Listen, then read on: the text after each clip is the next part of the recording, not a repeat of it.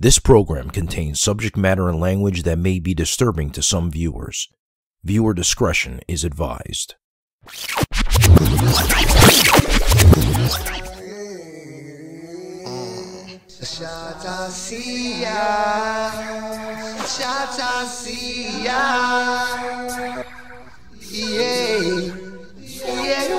Y'all feel that earth shaking, vibrating through Mother Nature, that healing sensation, getting us back to our love of nature and one with the earth, the true essence of our creation. Spiritually been enlightened through levels of elevation, been a long time. They reclassified us and fed us lies of change coming. It's affected our people waking up, free to land. We can do it, we come together, realize mistakes of the past and be smart enough to correct them like teaching our own. Ain't no oppressors educating us economically, build with each other to help to raise us up, family structures, repair them, children back with the elders, put strength back into our unity, tribes we gotta protect them, waking up to this knowledge, the more of us that's a problem, the biggest fear is upon them, us waking up out that slumber, that fear and that pressure on them, tables is slowly turning, them rabbits been fast as hell, but these turtles creeping up on them, niggas with knowledge, that's that nightmare that they never wanted, they know we coming hard to take back what was taken from us. That fear of us getting even's too real and they feel it coming. They praying that it don't come with revenges, grudges, and karma. Oh yeah.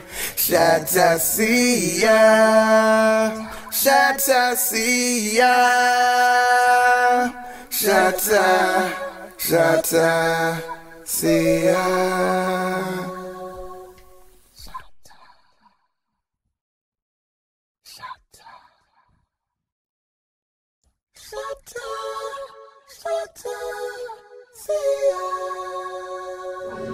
So Rod, come up to the glass and I want y'all to look at the way these people look.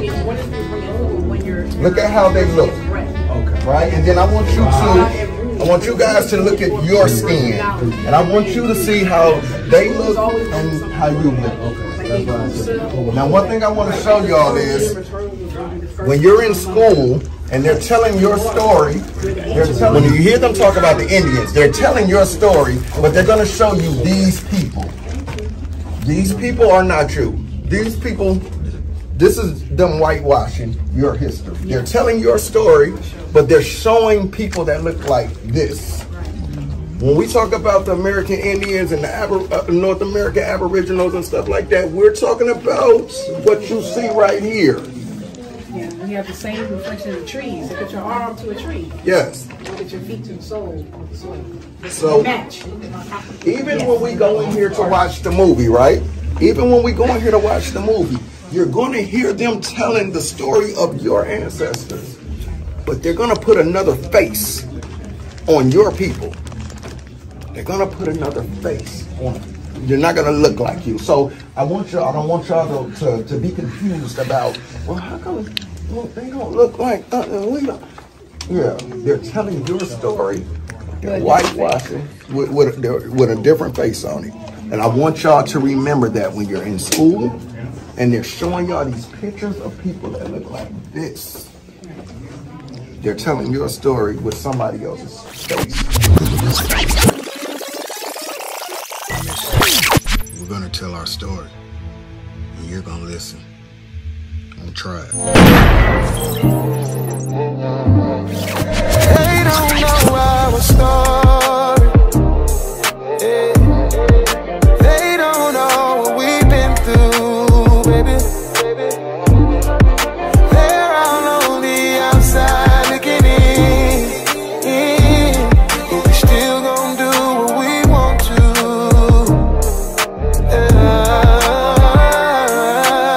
Touching conversations, a bunch apologizing and explaining, but we live and we learn. Hey, I bet they ain't think that we would make it, but we overcame it. This shit ain't nothing to play with. Family over everything is still the same shit, and I wouldn't trade it for nothing. Nah, we've been through hell and back, but we're still standing on all 10. Hey, you know how we do it, we go all in. Yeah, it's us over everybody. It's why when it's trouble in paradise, nosy motherfuckers wanna hear about it. Let's be clear about it. We don't make decisions based on their opinions. We can't expect, nor can we make them see the vision, as long as we know the business. Cause they don't know our story. Yeah. They don't know what we've been through, baby. They're all on the outside looking in, but we still gon' do what we want to.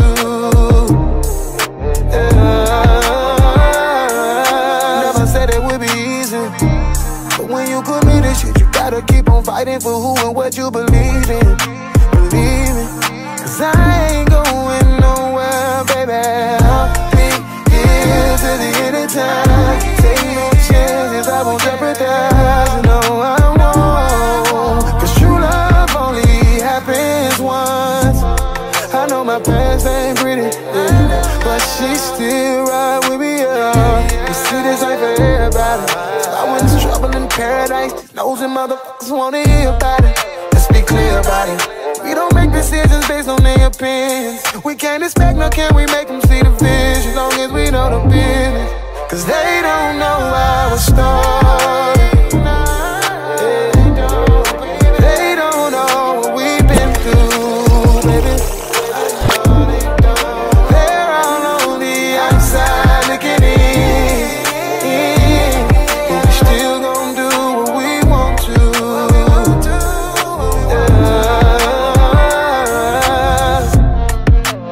This is what we are faced with, and this is the reality. Now, when we come to Washington in this campaign, we are coming to get our check. Halito Tribe, I'm your host, Chief Cali, checking back in for another episode of Our Story, 1968 Indian Civil Rights.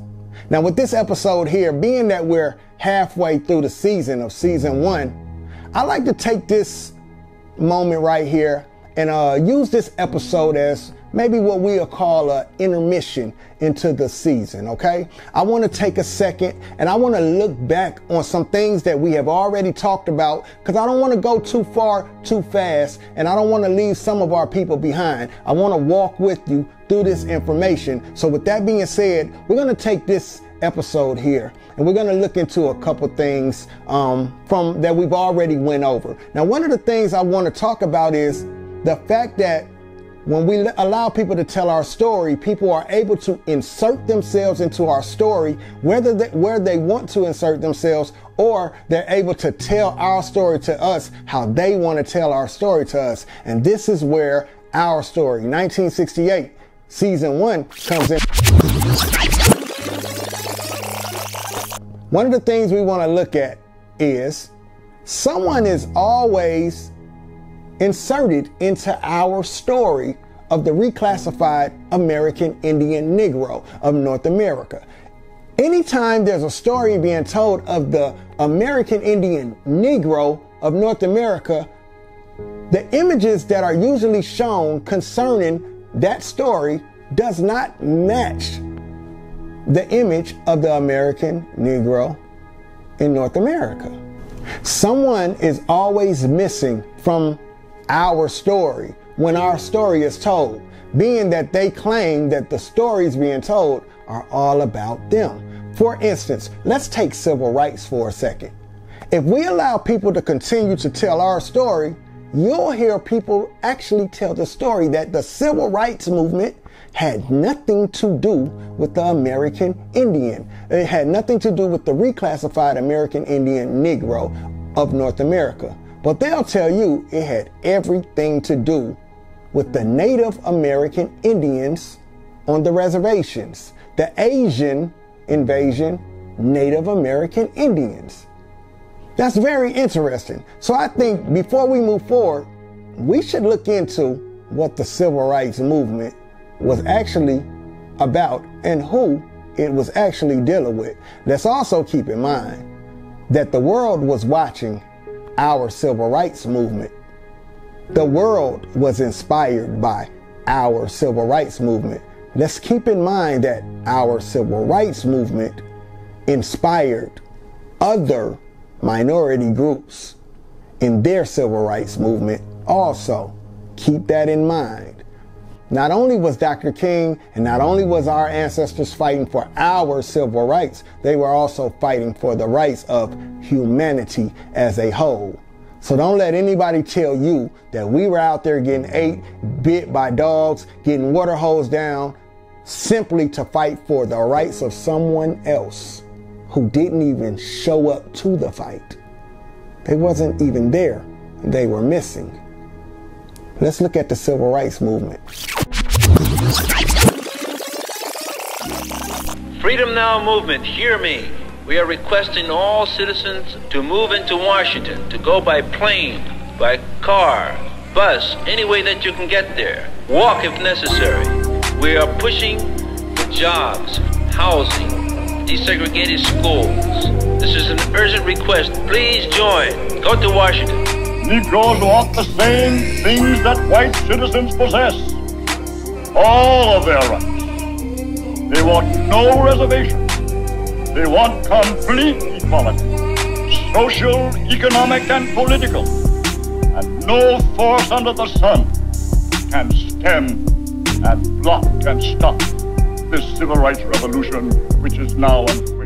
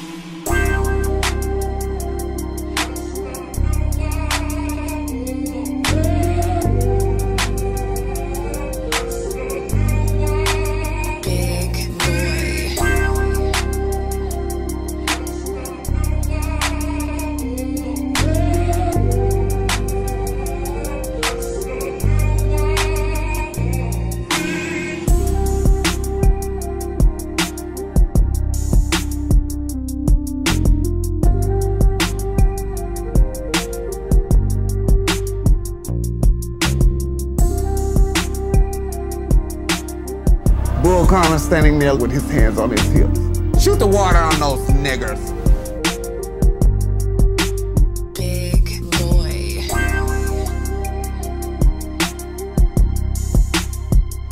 We could hear the firemen yelling, knock the niggers down.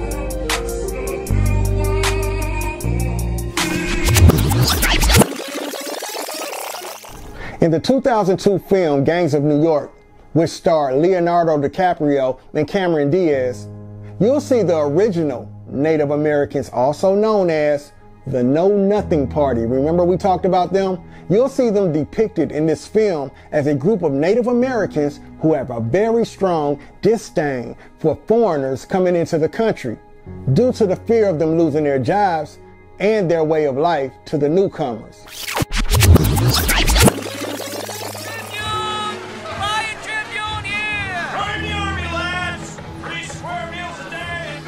When the Irish came, the city was in a fever.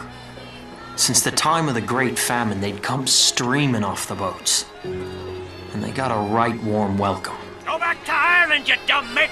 You remember that, you frog Irish! Get back in the boot, Paddy! I only came 2 hours downriver from Hellgate, but they all took me for an immigrant. Why not? There were 1,000 different accents in New York, and to the natives, you see, it was all the same.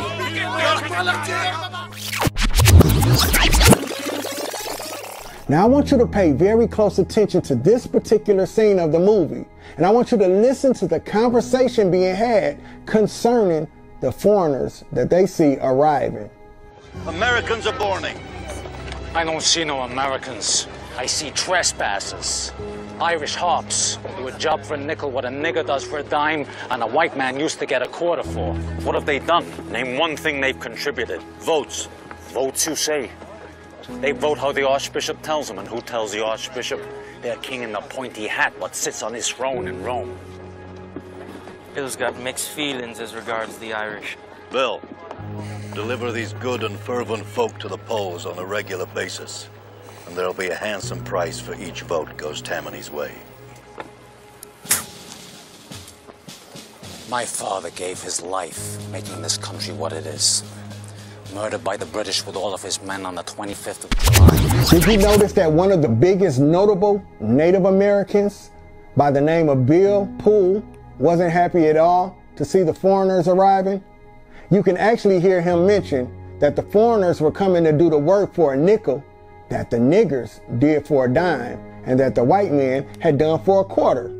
What a nigger does for a dime and a white man used to get a quarter for. What a nigger does for a dime and a white man used to get a quarter for. What a nigger does for a dime and a white man used to get a quarter for. What a nigger does for a dime and a white man used to get a quarter for. What a nigger does for a dime and a white man used to get a quarter for.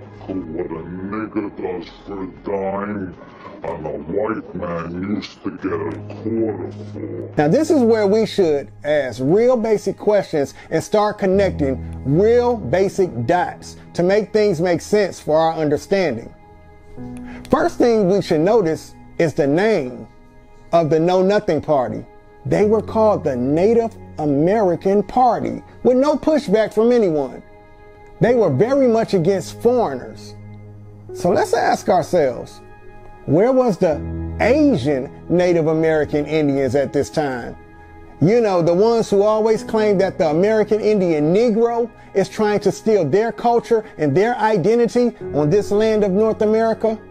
Where were they with their protests against the Native American political party, who were very vocal in their protest against foreigners? Yeah, foreigners. You know, foreigners. Those type of people who migrate from another land to take up residency in a new land. Current Biology magazine released a scientific study that links the DNA of modern-day Native Americans to a group of people who used to live in the caves of Yunnan, China. The Red Deer Caves. Here is a photo depiction of what they looked like. Huh? All right, so what is new about this information that is on top of the fact that, you know, Native Americans crossed the Bering Strait? Well, basically, it just says that there's a third group of people, not just Siberians, not just Central Asians, but people from essentially modern-day Southeast Asia, because, you know, the Red Deer Caves, it borders Myanmar, Laos, Vietnam. They're the ones that became Native Americans. Man, let's talk about this, David. I think there's a lot of...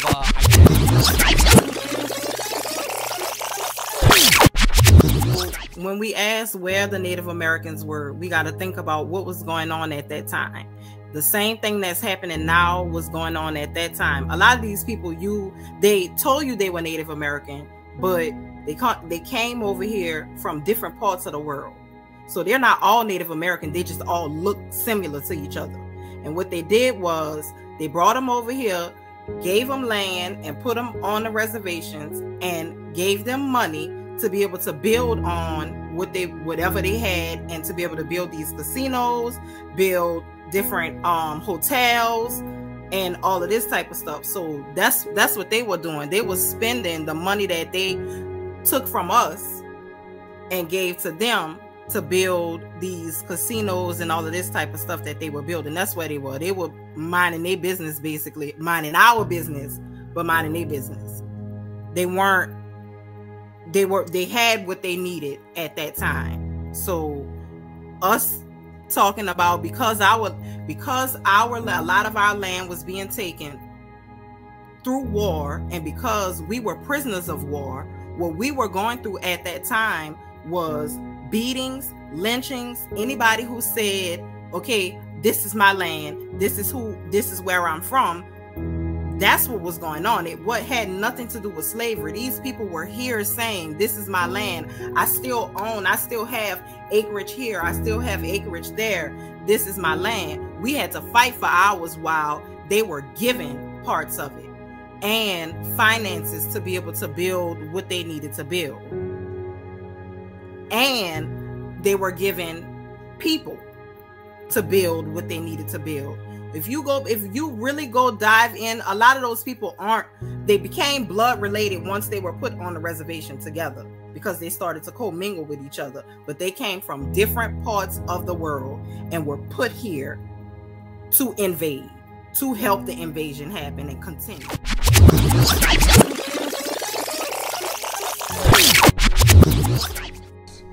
Yeah, foreigners. Foreigners. Those type of people who migrate from another land to take up residency in a new land. Yeah, foreigners. Now, where were the Asian Native American Indians? They seem very quiet. I don't know about the stories of them protesting about the Native American political party having their name, identifying as them. I never heard the story of them crying about indigenous erasure. They seem to be missing from this storyline. But guess who wasn't missing from this storyline, though? Yep, you guessed it. The niggers. Also known as the reclassified American Indians of North America. Also known by their original definition of an American. The original people of the land. The Aboriginal copper-colored race of people found here by the Europeans. I mean, notice in the definition, it doesn't state that those people, aka the niggers, came from somewhere else here to America. It states that they were already found here, which ties very much into what you hear many of us reclassified American Indians constantly state, that we didn't come from anywhere. We've always been here. That would mean that we are not foreign to the land. That would make us autochthonous to the land. Now, as you can see in the clip we showed, the Asian Native Americans weren't even mentioned in the conversation the original natives were having concerning the foreigners that were arriving. So let's ask ourselves, if the original Native Americans had issues with immigrants in the Northeast, they also had issues with Mexican immigrants in the Southwest and Chinese immigrants in the West, then where were the Native American Indians with all of that indigenous erasure smoke that they have today for the reclassified American Indian Negro, aka the niggers? The original Native American Party didn't mention any issues with immigrant niggers in the Southeast or in the Midwest, where many of our ancestors roamed the land. They even stated how they made money with us. But they never mentioned those other Native Americans who migrated from a whole nother land into a land full of natives who hate foreigners. Somebody's missing from this story. Where are the stories of the Asian Native Americans protesting against the white Native Americans? You know, the Asian Native Americans complain today about being colonized by the white man. Why is it so hard for white colonizers to stop mocking us and culturally appropriating our ways? Why is it so hard for them? I tell you why. Because that's why they're colonizers, because they like to take what is not theirs. And the other part of it is that seeing another marginalized group joining that type of negativity makes me sick to my stomach. We are not to join the oppressors. We are to continue to work together against the oppressors. But many of you feel the need to join that type of negativity. Try to erase us. We won't be erased. Just know that. We're here. We will continue to stay here. We will always be here because this is native lands. Whether you like it or not, you are on Turtle Island. You are on native land. Yet, today, they live peacefully with that white man on their federally regulated government reservations, with that same white man as the chiefs of their tribes. Now, y'all remember this. The American Indians found here were a copper colored race of people. Copper complected, like that of the people that I told you this docuseries was about. Copper colored, like those people marching and fighting with Dr. King in 1968 for Indian civil rights. They were copper colored people, just like the description of the original Americans found here by the Europeans. And they were definitely copper colored, just like the description of those niggers described in the Oxford Dictionary in section 3 that refers to the American Indians of North America. Now, America, I have to tell you this. This, in no way, shape, or form, is copper.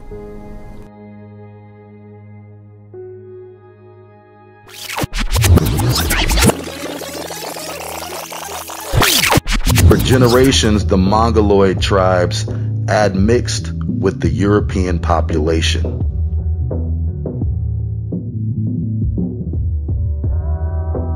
This hybrid of the two races would eventually become the face of a Native American.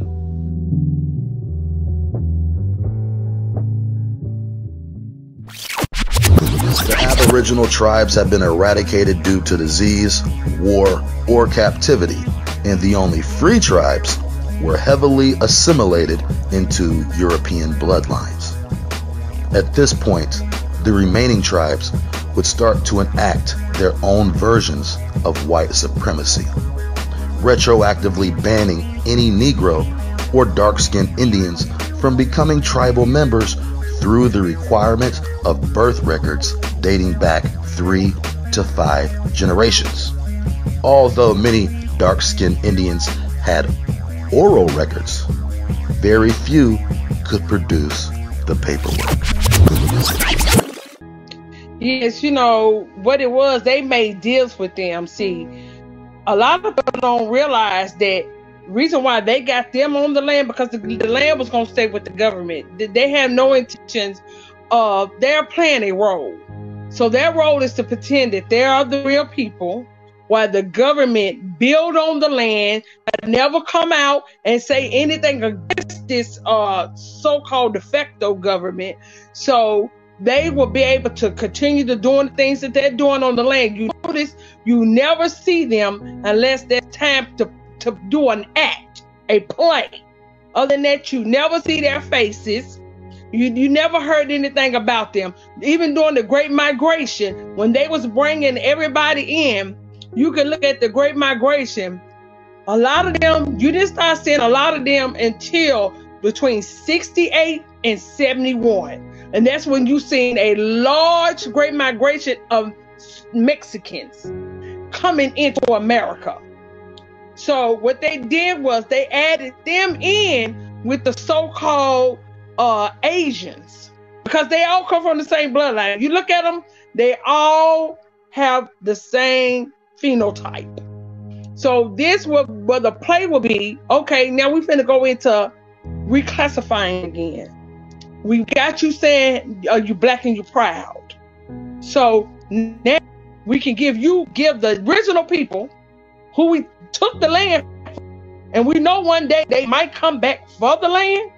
We just gonna reclassify them and tell them, these people over here, now you're the Indians. Now this is your land. All along, they know that they can't go back and find none of their relatives past the 1870 census. You know why you can't find it? Because you wasn't here. You wasn't here. Now, how is it we can go way back up into the 1400s? So if you was here when they came through and colonized, they should have you when they came in 1492. They should have everybody that was in your teepee in 1492 and forward. But for some reason, we can't find you. We can't find you during none of the wars. When our people were being hung in trees, we can't find you. We can't find y'all, not even in the movies, the Western movies. We couldn't find y'all. We couldn't even find y'all during the Civil Rights Act. When they was marching, our people was marching for rights. We couldn't find y'all.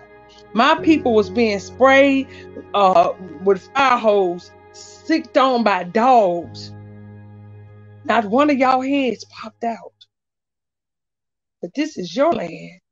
But you didn't come and say, that's enough. This is our land. What are you doing? Because you know it's not your land. You know your people wasn't here.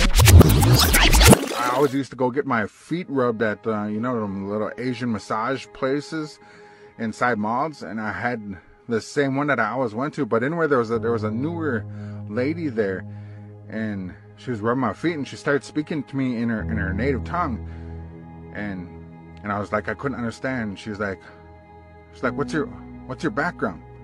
What are you? And I told her what I was, and I had to explain a little bit more what it was because they didn't know what Native American was.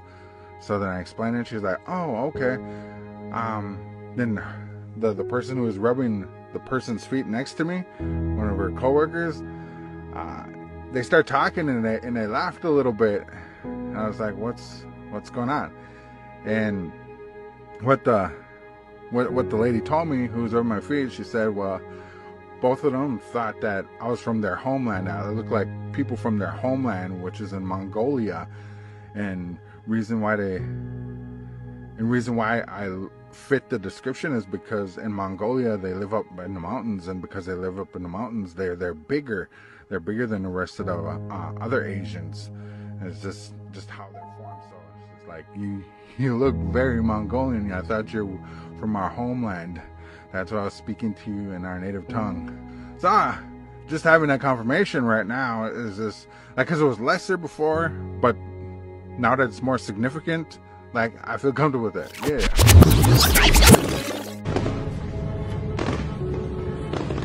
Peace and Pan-Africanism, peace and Pan-Africanism, peace and Pan-Africanism. What y'all doing? Uncle Thomas, that's you?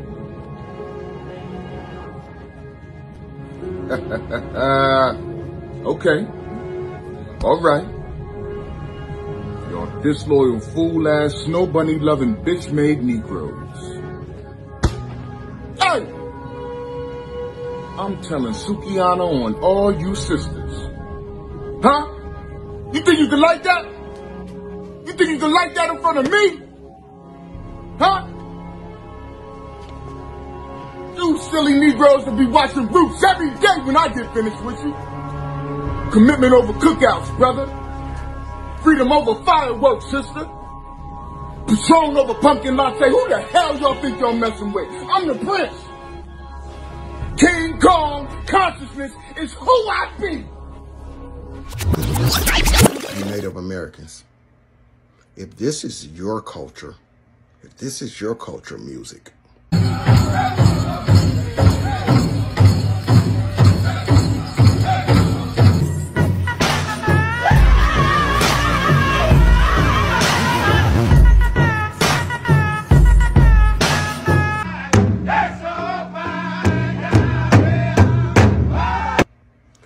and if hip-hop started on this land by black people, who's exactly stealing whose culture?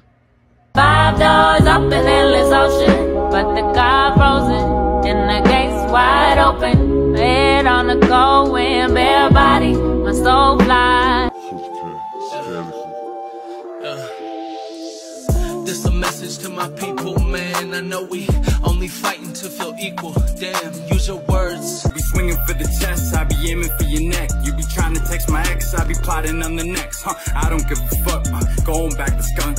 Never been a pussy, bitch, you know where we from, but I've been in the city, bitch. Overvalue a face, don't got a lot but a whole lot to say. Big with the voice on. Ain't never happy till my bars top tier, like KRS-One, Rakim and Nasir. Like KRS-One, Rakim and Nasir. Whether they're like KRS-One, Rakim and Nasir. Yeah, man, shout out to those natives who pay homage to the culture that they participate in. Notice, he didn't shout out any native rap legends. That's because this ain't from y'all culture. He made sure to pay homage, though, to the rap legends of black culture, music. Shout out to y'all, though. Shout out to y'all. Don't Kurt Cobain, R.B. legend. IDK, don't swerve on my driven. Savage kingdom up on my risen. Talk you flaking all about wishing. My new place silent your image. I'ma stay. GC state, where the women stay fly and the fellas stay paid. Where the block shut down just to watch the cars play. It's the home to the suns, black and purple all day. I'm just saying, look like a whole lot of black culture mimicking going on them reservations. I'm just saying, who's really stealing whose culture? Y'all sure y'all want to stick with that?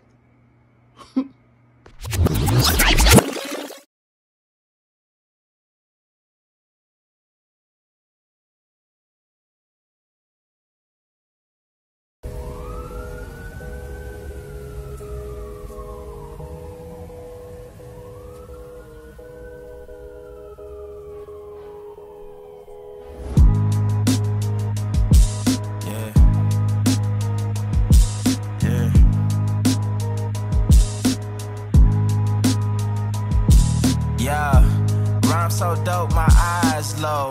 When you move like God, the time slow. I came back for the blacks and John Doe's. Crack open them land patents, let go of them townhomes.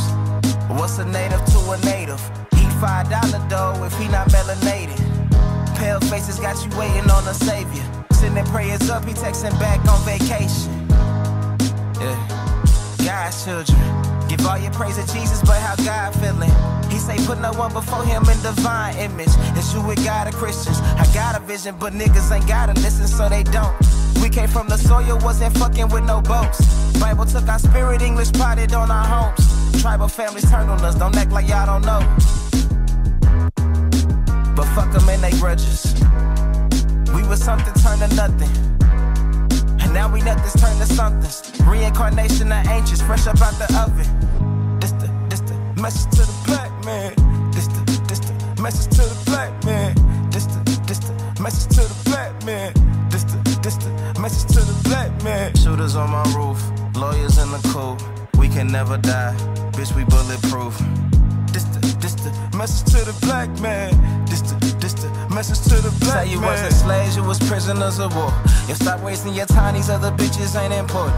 You ain't meditating, you ain't mating with the sauce. Like what the fuck's a noodle if you ain't painted with the sauce?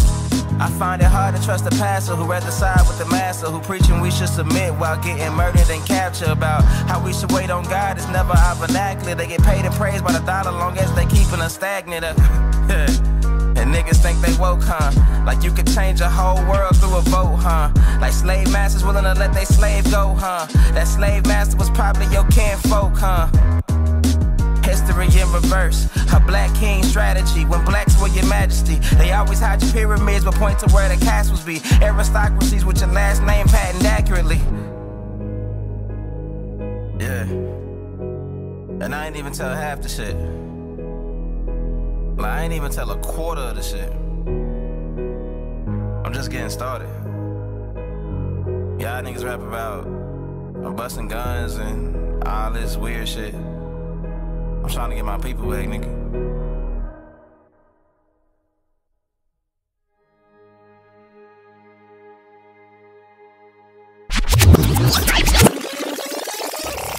So as we continue to play the game of somebody's missing from this story, I'll ask the question. If I'm shooting a movie in Atlanta, Georgia, and my movie set is here, you have to be on the set to be filmed, but you're away in Hollywood, California. You're not in Atlanta. How do you incorporate yourself into my movie if you wasn't on set to be filmed? Physically on set to be filmed. You're way in California. How do you incorporate yourself into my story? Well, that's what the Native Indians like to do with the American Indians. They like to incorporate themselves into the story of the American Indians.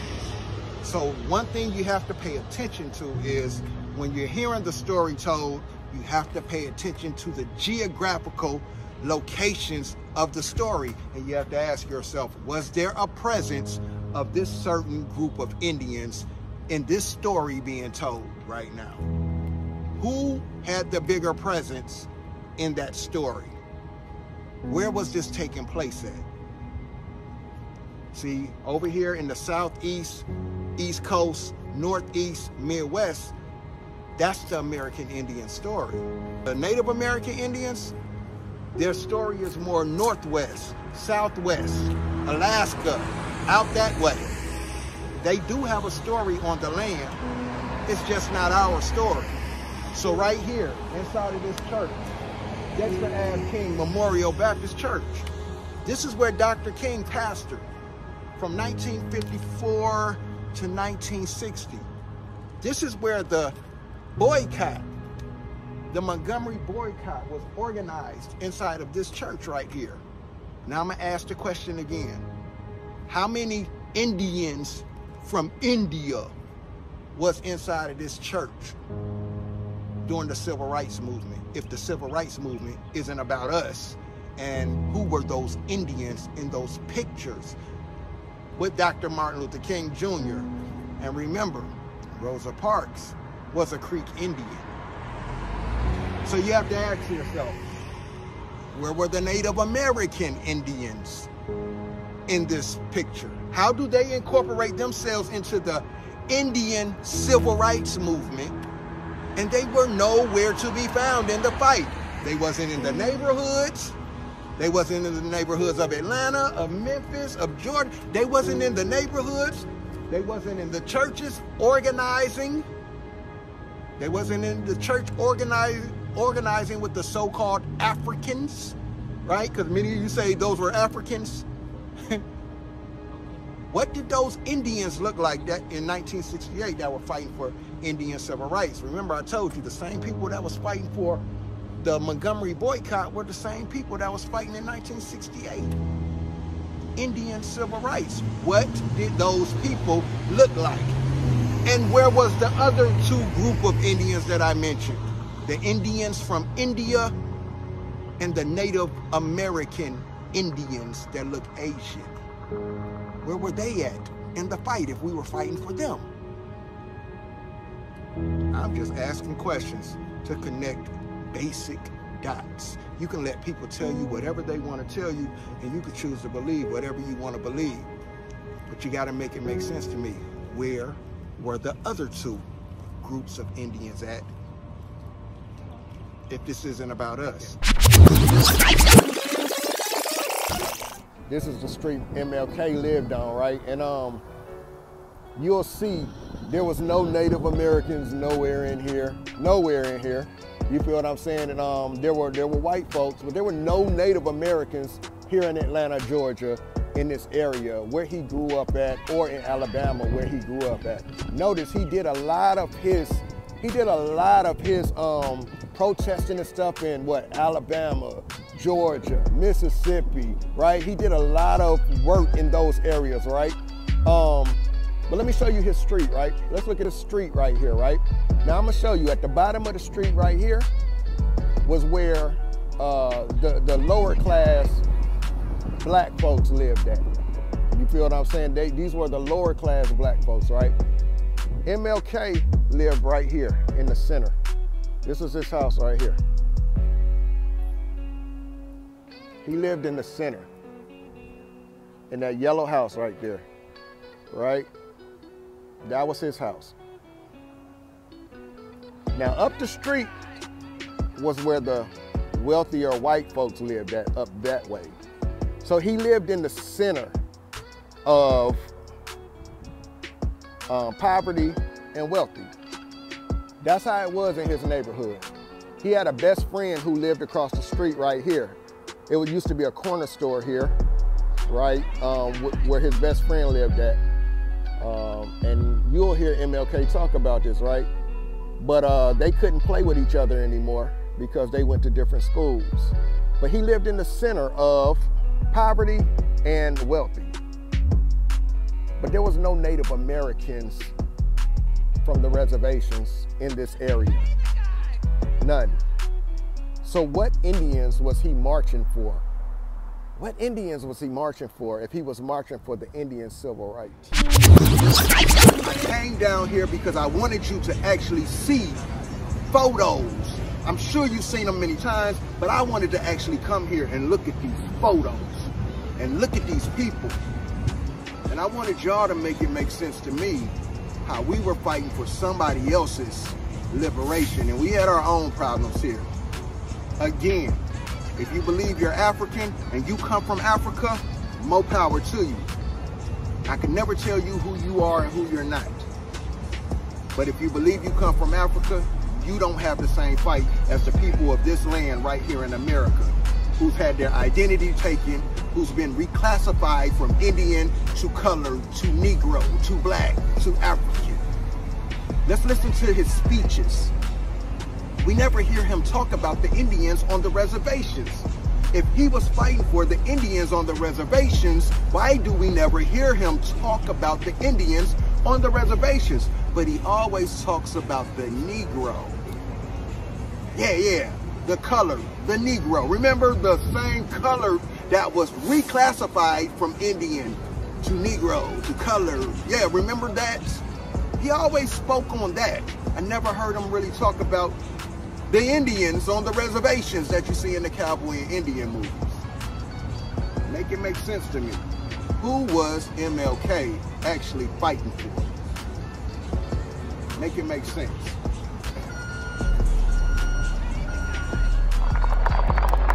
The Negro is still languished in the corners of American society and finds himself in exile in his own land. So I have to keep asking the question. If you look at everything we went through, right? Look at this. I just want y'all to look at the people in these pictures. The point I'm trying to show you is these people look like you, right? These people look like you. Where's the Native Americans at? Where are they at? Why would he be marching for those Indians' civil rights? Look at this. Where are the Native Americans in those pictures? Why would we be marching for Native American Indians' civil rights? And we had our own problems. There's no Native Americans in those pictures. Those people look like us. Church was bombed 3 times. Those people look like us. Why would he be marching for Native American Indians' civil rights? What did those Indians look like that he was fighting for? And if he was marching for them, where are they at? Why do you only see us in these pictures? Why do you only see us? Where are the Native Americans at? Why would we be out here marching for Native Americans, fighting for Native Americans? And we got our own issues. Make that make sense. So now I'm going to ask again, where are the Native Americans in these pictures? If Martin Luther King was marching for Indian civil rights. So did the natives get to just sit on the reservations while our families got beat up, discriminated against, treated bad, and we marched for their civil rights? What did the Indians look like that Martin Luther King was marching for? If not the Native Americans, and if we're African, what Indians was he marching for? What Indians? This is what we are faced with. Make sure to like, share, and subscribe to the Our Story YouTube channel so you don't miss an episode in season 1 of the docuseries Our Story, 1968 Indian Civil Rights, showing every Sunday, 7 p.m. Eastern Standard Time on the Our Story YouTube channel. Also, make sure to follow the various Our Story social media platforms for more information, interviews, and even bonus footage from different episodes of the docuseries. Our Story, 1968 Indian Civil Rights, Season 1. Like, share, and definitely subscribe to the channel. Peace, tribe.